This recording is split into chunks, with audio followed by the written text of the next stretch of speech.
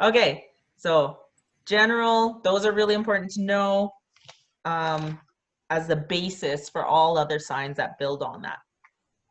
So speed limit signs, as we talked, those speed limit signs will be yellow and it'll tell you in there, it'll say maximum 100 kilometers per hour.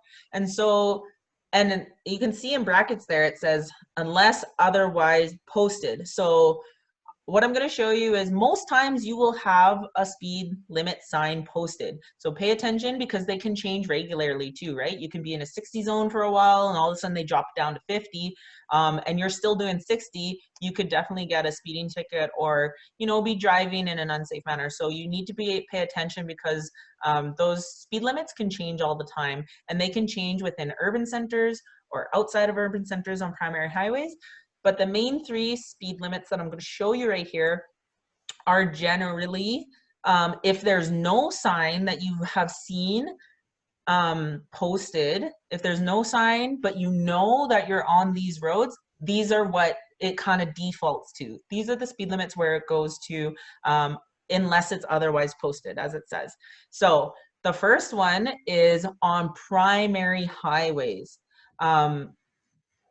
By a default or as a general rule across the province, if you are on a major highway like outside of an urban center, so it could be Yellowhead but not within Edmonton limits, say you're outside of the city on the Yellowhead, it will be 100 kilometers per hour unless otherwise posted. So say you're on QE2 and you're heading towards Calgary, that one is actually the speed limit's 110, but it's posted that way. So unless you don't, if you don't see a sign there, you know that primary highways generally, they will all say, they will all default to 100 unless a sign says otherwise. So even if you can be on a primary highway outside of the city, but because it's a rural area, maybe there could be a lot of wildlife, they can actually drop that down to 80. So you can't always default to 100, but just in case you don't see that sign, just know that generally primary highways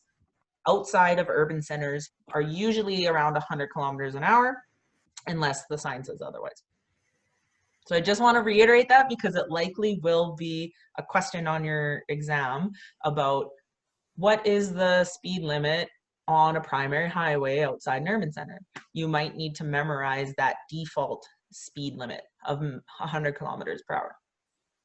So another default speed limit is for non-primary highways outside of an urban center. So those ones that are more on the, you know, like could be like dirt roads or those less used roads. They're not like the big divided highways or anything. Those ones that go off to like range roads and things like that, those are usually around 80 kilometers an hour. They're still highways, but they're classified as non-primary highways.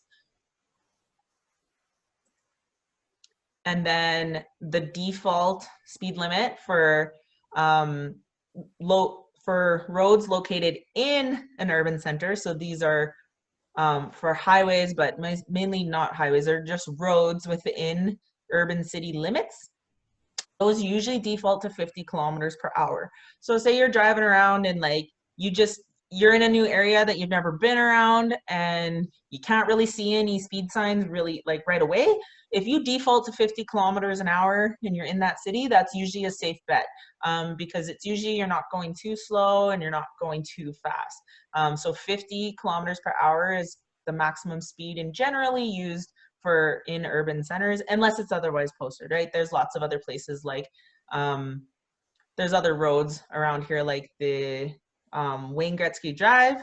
I mean, that one ranges from 60 kilometers to 50 in the around residential areas, and then goes up to like 80 when you're going across the bridge.